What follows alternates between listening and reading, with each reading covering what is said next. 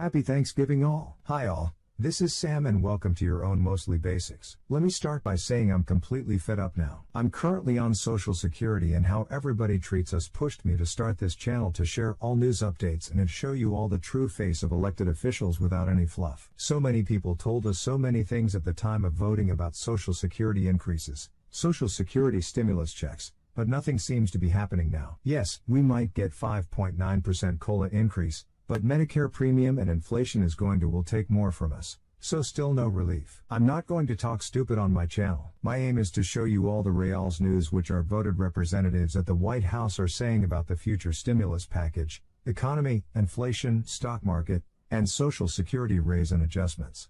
I need all your support to make this channel for all of us who are on Social Security and who want to hear true news, not daily talk shows with no relevant information. If you haven't subscribed yet, make sure to subscribe down below so that you don't miss out on real news. We are all in this together. In 2017 and 2018, you frequently lamented that Republicans speak in headlines and Democrats speak in fine print. How is this any different than the problem you were talking about all those years ago? Yeah, I didn't lament, but you're correct. I made that observation, and I made that observation because it happens to be anchored in an important reality that sometimes we tend to speak in fine print because we care about governing. And we care about governing because we care about getting things done for everyday Americans. And if you're going to get big, important things done for everyday Americans, like Social Security, Medicare, Medicaid, the Voting Rights Act, the Fair Housing Act, the Civil Rights Act, the Affordable Care Act, the American Rescue Plan, and now the Bipartisan Infrastructure Agreement, all initiatives led by Democratic presidents in Democratic-controlled houses and senates. You have to master the fine print. And that's what we've done consistently for everyday Americans. But with Sean's leadership and the DPCC's leadership and Speaker Pelosi's leadership, we also recognize that we're going to have to message, persuade, and communicate in headlines. The Republicans are only interested in tearing down things, not lifting up everyday Americans. And so they speak in these negative headlines over and over and over again. We're going to be very successful in getting these things done, mastering the fine print, and then communicating in a persuasive way, led by Sean and others, what we've done for the American people and why it's been so transformational. A lot of those bills that you mentioned, Democrats didn't get credit for immediately. It took time. It took years before Democrats really were able to turn that into a political victory. Yeah, fair enough. And all you got was a better country. But we're going to change that. And that's why we're doing 1,000 congressional events all over the country, telling people what we're doing. That's why the president's in New Hampshire today, communicating with the American public. We take that responsibility seriously. We don't expect them to know if we don't tell them. That's fair. We're going to tell them. And just to build off what the chairman said, well, my dad used to say, any jackass can kick down the barn. It takes a carpenter to build one. And we're the carpenters in American politics right now. And we're going to measure twice and cut once, but we're going to deliver good policy that grows this economy, creates jobs, ends the pandemic, eliminates the supply chain crisis, brings inflation back down, reshores our manufacturing jobs, and make sure we aren't dependent on foreign energy, and all the other parts that are holding our economy back as we come out of this global disruption.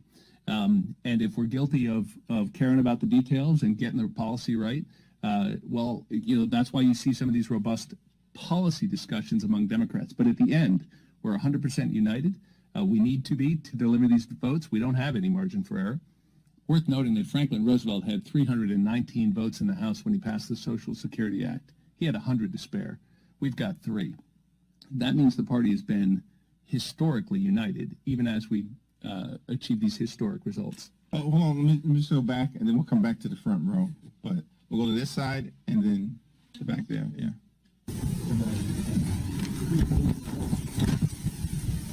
Well, thank you all for being here today. I think as I look around, almost every publication has written a story about what we're going to discuss today. Here's some of the headlines. Inflation set to spoil holidays for struggling families. Inflation is coming for Thanksgiving dinner, making it more expensive than ever before. The third one, how are inflation and the higher grocery prices affecting your holiday meal? The last article points out, and again, these are all mainstream publications, your publications. The last article points out inflation is a 31-year high. Food at home, 5.4% past year last year. Latest consumer price index, 11.9% for meat, poultry, fish and eggs. For many of our seniors this Thanksgiving in our colder areas, they'll endure a 30% increase in their heating costs. It's going to be a colder Thanksgiving than it was last year. What does that do to people on fixed incomes? What does it do to the people that are living on $1,200 Social Security checks? So again, these are very real things that we're going to be discussing today, which many of you have reported on. The problem is, as I go around Arkansas, the two things that is constantly comes up is labor, the shortage of supply and labor, and then also the issue of the supply chain. We're hearing problems from our food banks. They're also suffering. So it's not Republicans making the case that we're in this situation. It's all of you, as reported by the media and government statistics.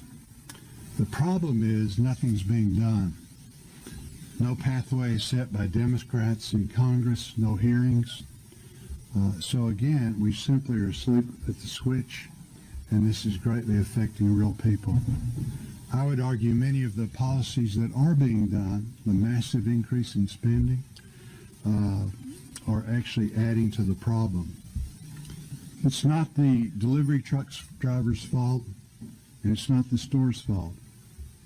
The blame falls squarely on the White House and the Democratic leadership in this chamber and House for not addressing the challenges we face today. Food inflation under President Biden's watch is the highest since the Carter administration. So that's what we're talking about today. And I hear it from Arkansans all the time. I had a lady call in the other day and said that she was making a dish for Thanksgiving. The previous year, one box cost $3. This year she's having to buy 2 boxes because they're in smaller containers, and the price is about 7 times higher. So again, these are real issues, and hopefully we will help find some solutions. Now, next we're going to hear from Senator Thune, a very active member of the House of the Senate Agricultural Committee.